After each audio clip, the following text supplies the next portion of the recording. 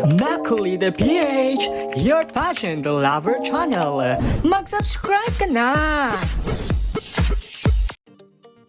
Talagang kapansin-pansin ngayon ang lakas ng laban ng pambato ng Pilipinas na si Asia Rose Simpson sa Miss World 2026 sa Vietnam.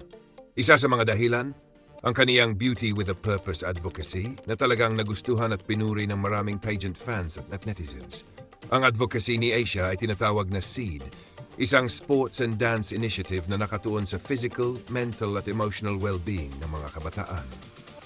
Naniniwala si Asia na ang sports at dance ay hindi lamang tungkol sa fitness o talento. Maari rin itong maging paraan para magkaroon ng confidence, self-expression, connection at healthy outlet ang mga kabataan. Lalo na sa panahong maraming kabataan ang nakararanas ng pressure at emotional struggles.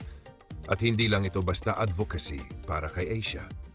Nakaugat ito sa kaniyang sariling karanasan at sa paniniwala niyang kahit gaano ka pa kabata, maari kang magsimula ng pagbabago.